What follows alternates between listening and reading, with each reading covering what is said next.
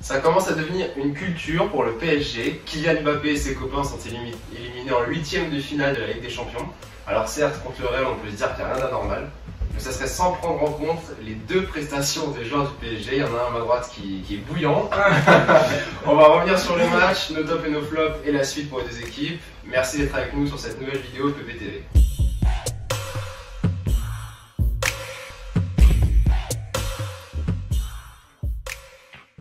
Les amis, on va revenir évidemment sur le match du PSG. On va essayer d'y revenir un peu chronologiquement, en partant du début à la fin. Déjà, un mot sur les compos du Real Madrid, parce qu'on avait un Kroos qui était incertain. Ouais, au final, il a quand même été titulaire. C'est les mêmes équipes, il me semble, non? Non, parce qu'il y avait Valverde qui a remplacé Casemiro et Nacho qui a remplacé Mendy. Donc c'était ça les changements côté Real. Côté Paris, je crois qu'il y avait Paredes qui était titulaire. Ouais, comment, enfin il n'y avait pas de changement. Il n'y avait pas de changement, Non, il me semble pas. Ah si, il y avait Neymar à la place de Di Maria. Ah ouais. Oui, Ça, pour le peu qu'il a fait, il n'y a pas de changement. Donc, Yanis, comment t'as trouvé le début du match déjà? En vrai, on a tous vu le match, on a tous pensé à la même chose. C'est clairement début de match, enfin jusqu'à la 60e, mais en gros, première mi-temps, genre. Franchement, je vais dire que les premières minutes du Real, les 10 premières, on va dire, m'ont fait un peu peur. Je trouve que ils étaient en train de presser, tu vois, et je me suis dit, bon, on va voir. Je pensais que ça allait être un bon match. Finalement, le Real, ils ont décidé de faire comme le match aller, c'est-à-dire, ils ont fait le bus, ils ont rien fait du tout, un produit. Perso, dans les premières minutes, j'ai eu un peu peur pour Paris parce que je trouvais Vinicius clairement plus en jambes qu'il était au match aller. Parce qu'au match aller, il faisait pas peur, il était pas du tout menaçant. Là, je le trouvais vraiment au four. Là, je me suis dit, oh attention, ça va être le réveil du petit Brésilien. Mais ouais, cette première mi-temps, au final, elle est assez comme le match aller en fait. Moi, personnellement, je trouve que les 10 premières minutes, elles sont un peu surcotées comme du Real. Surcoté. Parce que ils ont pressé. Non, mais c'est vrai, ils ont pressé comme des. Non, non, mais. T'inquiète, on va dans le chat. Non, mais ce que je veux dire, c'est que ils ont pressé tout de suite dès les 2-3 premières minutes. Même le commentateur, il s'excitait, il disait oui, le Real qui a beaucoup d'intensité. Mais pour moi, en fait, pour rien. Déjà, ouais, pour moi, c'était pour rien parce que le PSG. Ils n'avaient pas de pression. Enfin, ce que je veux dire, c'est que c'est pas qu'ils dégageaient en touche, c'est pas qu'ils paniquaient, etc. Donc, pour moi, c'était une sorte de faux pressing, entre guillemets. Et je savais très bien qu'ils n'allaient pas tenir comme ça tout le match. Et on a très bien vu, passer la 10e minute, le PSG, ils sont revenus dans les cordes. Et le Real, ils se sont presque éteints jusqu'à la mi-temps. Hein, donc, c'est ça. Autre fait dans cette première mi-temps, c'est que il y a évidemment toujours Kylian Mbappé qui est là. On cherche en attaque, c'était vraiment. Deux buts hors jeu, je crois. Ouais, et un but. Mais l'attaque de Paris, c'était vraiment rien de nouveau. C'était qu'on a la balle, on lance Kylian quoi. Limite Neymar et Messi, leur but c'était de la lancer à Kylian. Ça c'est vrai, j'ai remarqué. De toute façon, maintenant ça commence à faire quelques matchs. Quelques matchs ou quelques mois. Je disais, et plutôt quelques semaines. Parce que disons que là, les joueurs à ce moment-là ont vraiment compris qu'il n'y avait que Mbappé. Lapsus, pas du tout régulateur du coup. Mais que du coup il y avait Mbappé qui, tu vois, c'était le dynamiteur de l'équipe. Mais là c'est vrai que ce match-là j'ai remarqué Messi et Neymar qui jouent beaucoup sur Mbappé. Mais j'ai trouvé que Neymar et Messi, bon match. Bon match, non attends. Excusez-moi. On va y revenir à la fin. Bonne première mi-temps. Donc comme tu l'as dit, dans cette première mi-temps, il y a le premier but hors jeu de Mbappé. C'est sur une passe de je sais plus qui pour Nuno Mendes, là, une belle transversale pour Nuno Mendes, mais malheureusement Nuno Mendes est hors jeu. Ah ouais non mais attends, franchement, s'il part une seconde après, c'est à rien du tout. Et vous savez quoi, c'est pas l'appel de Nuno Mendes, c'est la passe de Kipembe. C'est Kipembe sur Nuno Mendes. C'est Kipembe en fait. Kipembe il hésite à lui mettre, et franchement s'il lui met direct, il y a le même but si vous voulez, mais il part pas hors jeu. Donc là déjà première alerte pour les Madrilènes, premier coup de chaud de Paris, mais après le bon but entre guillemets du PSG il vient peu de temps après, il vient 5 minutes après je crois. Sur corner je crois. Non, contre-attaque Neymar qui je trouve lâche une magnifique passe parce qu'elle est vraiment au millimètre la passe de Neymar. Sur la tête de Militao là, à ça là. Mbappé qui part, il se retrouve en contrat contre David Alaba et Alaba d'ailleurs qui attaque pas parce qu'on il recule, il attend beaucoup. En fait avec Mbappé c'est ça le truc de toute façon. Tu l'attaques, il dribble Tu l'attaques pas, il te marque un but. Et puis, mais il a pas voulu prendre de risque et finalement, en plus Mbappé, moi je pensais qu'il allait l'enrouler côté droit et finalement il se retrouve tout le monde parce qu'il a mis côté gauche. Ça va devenir la spéciale Mbappé celle-ci. Hein. Mais ça, mais franchement, on parle de Titi qui a mis un petit filet là-bas là. Et ben la spéciale Mbappé, ça va être je te la fente là-bas et je te la. Moi j'entends dire parfois des trucs genre Mbappé il est pas clinique, mais il peut tellement. On sait pas. Moi j'arrive devant, je sais pas vous, moi je savais pas ce qu'il allait faire. Genre on sait qu'il peut carrément l'enrouler, il peut la faire là, à 2 mm du poteau. Des fois il la tire en force, il la tire en force, ça tire en force au gardien. Là il l'a mis au ras du poteau, ça surprend tout le monde. Mbappé clinique, premier but pour le PSG, qui je trouve était quand même dans un temps plutôt faible du PSG pendant ce match, j'ai trouvé perso. Après ça se joue à pas grand chose, mais on avait une grosse phase de domination, si bien qu'il y avait le corner avant, donc c'est de là dont part le but. Mais il y a ce but à la 40e presque, donc c'est bon, le PSG rentre 1-0 dans la seconde mi-temps qui s'est... Alors la seconde mi-temps, on va y venir. Déjà il y a le troisième but hors jeu, enfin ouais, le troisième but de Mbappé, mais hors jeu. Encore. Ouais, il a mis 12 buts en jeu. Ah oui, il fait glisser Courtois là. C'était franchement bien ce qu'il a fait. Il y a eu une grosse alerte sur Nuno Mendes. Vous voyez, Mbappé qui part en contre 1. Bonne sortie de Courtois. Courtois qui tape la balle repart. Et Nuno Mendes qui la frappe direct et qui a essayé de la lober et qui la frappe en coup de pied. Ouais, donc il y avait ça. Après, moi je trouve, point très important, c'est les changements qu'a fait Carlo Ancelotti à la mi-temps, ou peut-être un peu après la mi-temps, je me rappelle plus très bien. Il fait rentrer Camavinga pour Kroos. Non, c'était vers la 60e. 60e, ouais, bah oui, 60e. C'était après le premier but, je crois. Hein. Non, je pense que c'était avant. Non, c'était avant. C'était avant. Okay. Donc Camavinga pour Kroos, je l'ai noté de toute façon. Et Rodrigo pour Asensio. Moi je trouve qu'ils ont été vraiment déterminants ces changements parce que déjà Kroos il était pas en forme donc c'est normal qu'il sorte au bout d'un moment. Et encore, Kroos qui était pas en forme sur les 60 minutes qu'il fait quand même c'est l'un des meilleurs pour moi. Mais c'est bien de Carlo Ancelotti de ne pas le laisser tout le match. Et Rodrigo qui sort à Asensio parce que Asensio peut être à droite à côté de... Ça c'est transparent. Bon match aller. Rodrigo c'est très bien. On arrive vers la 60e minute. Et là c'est le moment qu'il ne peut pas aller. Et il y a cette action. Une passe en retrait qui a l'air bénigne pour Gianluigi Donnarumma qui met du temps à faire un choix en fait. Je parlais pas de faire une relance ou tout ça, il a mis du temps à faire un choix. Si bien que Benzema il presse, il met une jambe en opposition. Ça trouble Donnarumma qui fait un mauvais dégagement, une mauvaise passe, ça revient dans les pieds de Vinicius qui la remet tout de suite sur Benzema et but. Ouais, écoute, moi. Déjà, est-ce que faute ou pas faute sur Donnarumma? On en parle maintenant. Parce que ça pour moi, c'est le débat. C'est le débat du match pour moi. Qui dit faute? Bon, pour moi, il n'y a pas faute. Je lave la main à moitié. Je vais vous expliquer pourquoi. Je peux y aller. Pourquoi faute? Cette faute-là, tu la mets au milieu de terrain sur un jeu normal, pas forcément dangereux et tout. L'arbitre, il le sait tout de suite. Je vois exactement quel genre de faute c'est et je pense qu'on le voit. Ces deux milieux, ça passe pas pareil. Là, je suis pas sûr. Là, il siffle pas faute.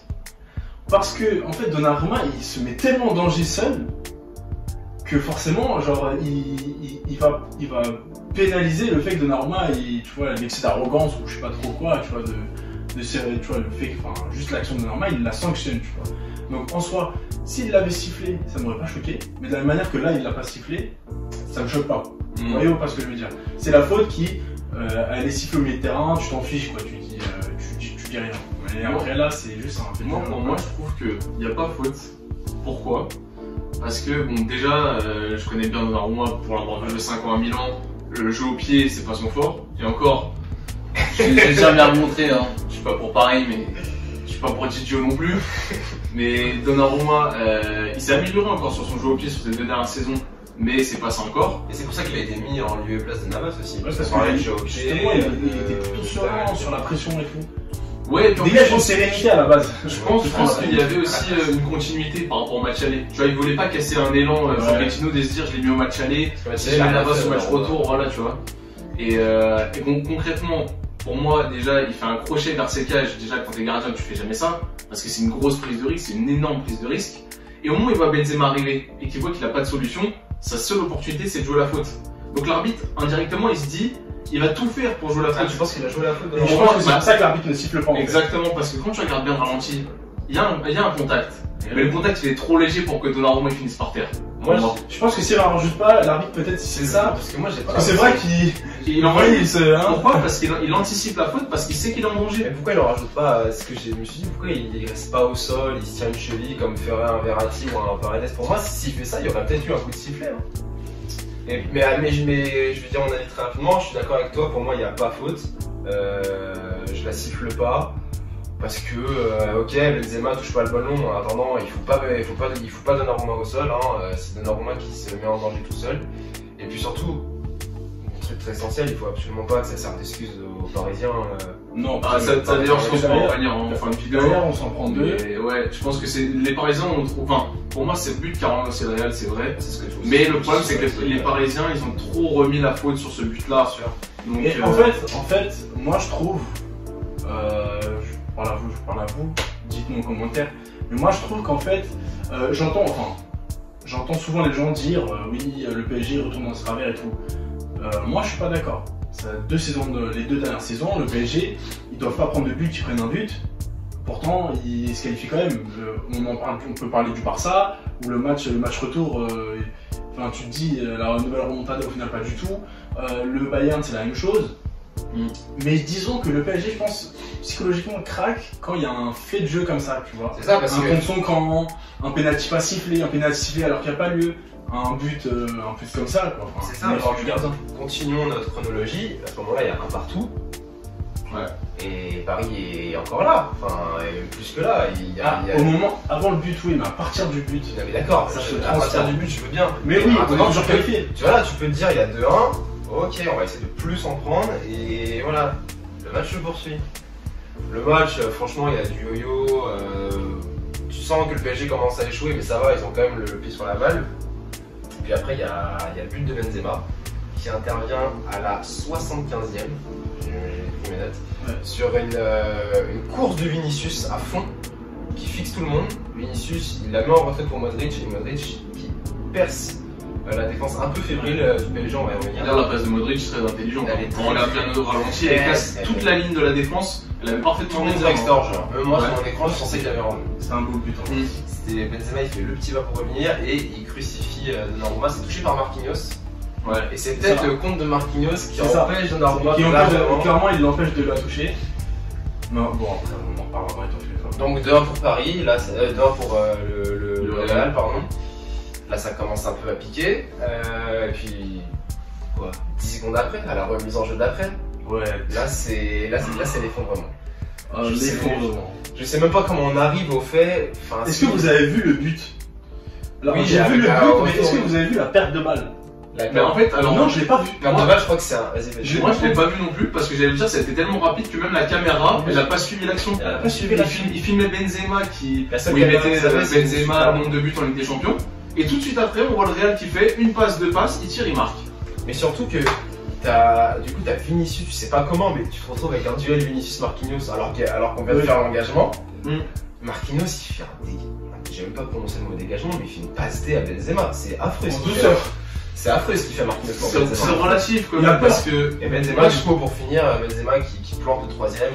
D'ailleurs, la finition de Benzema, donc faut qu'on en parle. Ah oui. Externe comme ça, la balle quand tu vois le ralenti, elle est comme ça. Fuit le gardien, tu sais, qui vient se loger dans le petit filet, j'ai trop kiffé. Donc Benzema qui met son triplé 10 secondes après le deuxième but, 3-1 pour le Real. Ouais, vas-y, reviens sur le but. Ouais.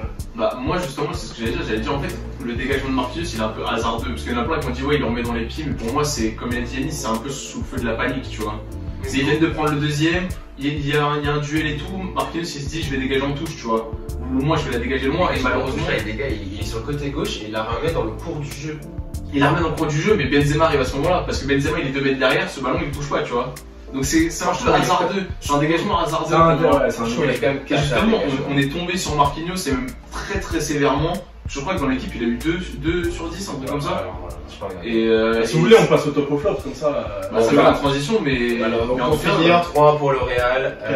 Qualification, Paris s'écroule. Et ouais, donc vas-y, on va tout de suite passer à nos tops et nos flops. Yannick, je vais commencer. Mon top, ça sera Benzema en tant que même top du match. Je mettrai Benzema parce qu'il claque son triplé, clairement. Après, au niveau des flops. toute l'équipe parisienne. On va dire, je vais pas mettre Mbappé flop parce qu'il ne mérite pas. Mais Marquinhos, ça a été mon flop. Je vais donner Donnarumma. Je me retiens, je vais mettre Donnarumma parce que quand même, c'est un tournant du match ce qu'il fait. Mais disons que Marquinhos, tout son match, c'est une catastrophe. Mais dès les premières minutes, je me dis, il n'est pas dans son match. Le mec, il fait un mauvais match sur les 3 dernières années. Et il faut que ce soit celui-ci, tu vois, genre. Mais ouais, donc moi, mon gros flop Donnarumma pour ça, je sais pas ce qu'il a fait, je peux pas le qualifier. Et Benzema quand même pour le top. Moi, en top du PSG, je vais évidemment dire Kylian, parce qu'il met 3 buts. Il y a 2 hors-jeu, il met 3 buts. C'était le danger constant, évidemment, du PSG en attaque, comme on l'a dit tout à l'heure, donc j'en faisais que de le chercher. Il a apporté beaucoup de choses, et le flop, et moi je vais clairement dire Marquinhos. Pour moi, Marquinhos, il fait un match cata. Ok, il fait un match cata, mais quand même, Donnarumma, ce qu'il fait, il le fait pas. pas. Mais je suis d'accord. Le match, il n'est pas comme ça. Après, peut-être aussi. que fin du match, Marquinhos finit flop, tu vois ce que je veux dire. Donnarumma, de toute façon, faut tout pas, on peut pas oublier le fait qu'il a fait une énorme erreur et que après mentalement ça a échoué. Mais Donnarumma, il est coupable que de son erreur. Il n'est pas coupable de l'échouage mental de l'équipe. Ah, ça se discute, hein, parce que pour moi, il relance les Madrilènes. Ce but-là, il relance les Madrilènes. Vous avez vu comment le Bernabéu s'est réveillé quand il y a eu ce but-là? Oui, mais ça c'est normal. Oui, mais justement, dans la tête des joueurs, ça leur met la pression. Attends, il y a 80 000 personnes qui vous huent quand vous avez le ballon et 80 000 personnes qui encouragent les mecs quand ils ont le ballon. Mentalement parlant, tu pèses.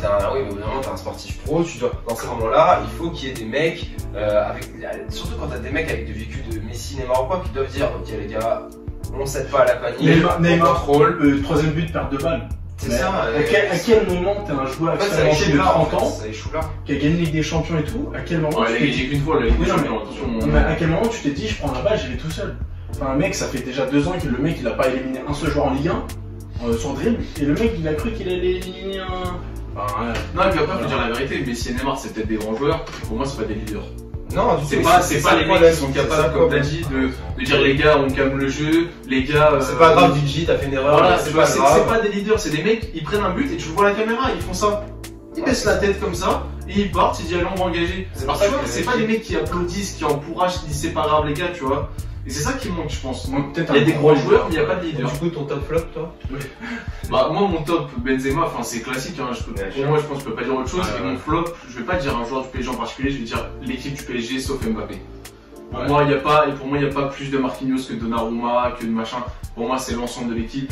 L'ensemble de l'équipe a craqué, le bateau a coulé, ils se sont fait éliminer. Basta, tu vois. Il n'y a pas de plus l'un que l'autre. Donc moi je vais dire vraiment le flop c'est l'équipe du PSG sauf Mbappé. Ça se tient. Non c'est clair. Bon on va finir cette vidéo en parlant de la suite. On va parler de la suite pour les deux équipes, enfin, surtout pour Paris, mais on va quand même évoquer un peu le Real. Bah, la suite pour Paris, je vais commencer, vous allez rebondir sur ce que je vais dire. Déjà on peut dire que la saison elle est terminée pour Paris. Elle est terminée. Les gars on apprend sans souci. Voilà, c'était le match. Aucun enjeu, plus de Coupe de France, même plus de Coupe de France.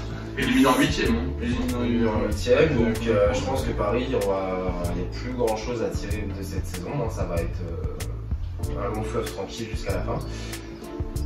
Paris a peut-être perdu Kylian, parce que ça c'est important. Paris a clairement perdu Kylian.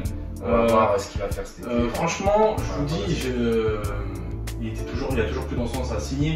Mais je me disais, même si, je sais pas, même si on s'est éliminé peut-être en quart ou en demi, ou même si on va en finale et qu'on perd la finale, je me disais, il y a toujours de l'espoir parce que tu montres à Kylian que tu as une équipe compétitive. Exactement. Là, le club a montré que il a recraqué une autre fois. Une fois avec Kylian. Par contre, il a craqué avec Kylian au-dessus de la mêle. Enfin, moi j'aime pas dire que les gens viennent à se reprocher dans des défaites parce que j'aime pas trop ce genre de discours. Mais quand même, Kylian, il a craqué, il a fait partie de l'équipe qui a craqué. Sans avoir craqué lui. Voilà. Mais pas responsable de la défaite en fait. Non, c'est ça. Il aurait été responsable d'une qualification par contre. Ah bah. Ouais. Là, je pense que tout Paris est à ses pieds. Quelque chose sur Paris? Moi, personnellement, bah déjà, on sait que Pochettino l'année prochaine, ça dégage, hein. Ça, on le sait. On est sûr, ouais. Bah, ça fait déjà plusieurs mois. Bah déjà, même si la direction ne le vire pas, il démissionne de lui-même, je pense. Parce que je pense qu'il est lassé, même lui-même le dit, hein, il dit qu'il sent qu'à Paris, il y a beaucoup de pression. Parce que dans les grands clubs, forcément, il y a de la pression. Mais à Paris, comme il y a toujours cet effet de dire on n'a pas gagné la Ligue des Champions, faut qu'on la gagne, il y a une pression supplémentaire qui apporte. Bah, si t'as un entraîneur qui aime bien l'adrénaline, c'est bien. Si t'as un entraîneur vraiment qui supporte pas la pression sur des mois ou des années, tu vas pas à Paris, tu vois.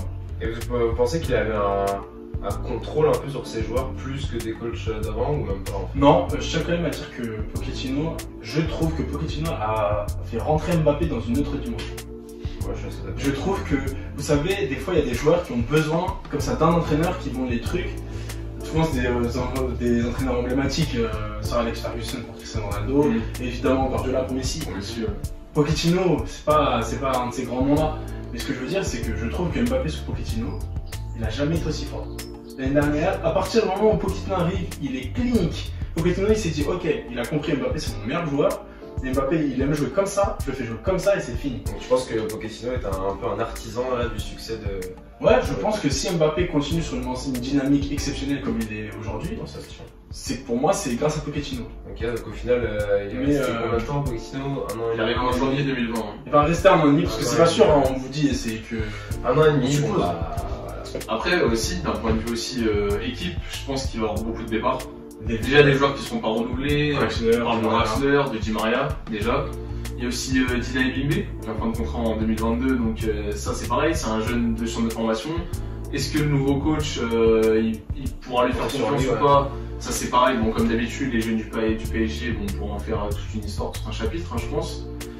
Après il y a aussi Leonardo, faut qu'on en parle. Hein. La direction, Leonardo, Nasser, la direction. Alors Nasser vient d'être confirmé. Hein. Ouais, Il y a 2 jours, l'émir a confirmé que Nasser qui est dans le poste. Mais dans un autre rôle peut-être. Avec son énervement là. Exactement, ça pour moi c'est aussi intolérable. Ça c'est pas L'énervement de Nasser et de Leonardo près des arbitres.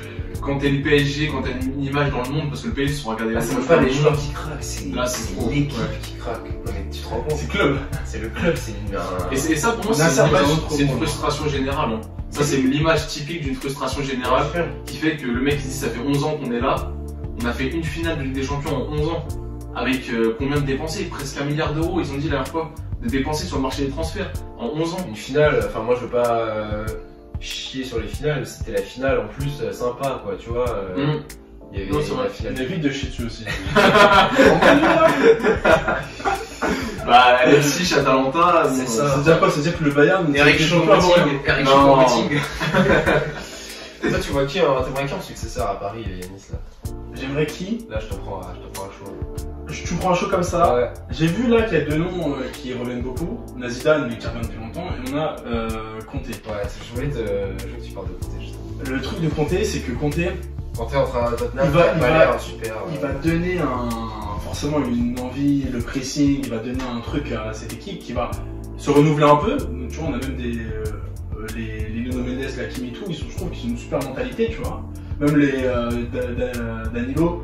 Super mentalité aussi, tu vois, et ils ont pas ce truc de Di Maria, Draxler, qui ont connu les remontadas, les machins, tu vois.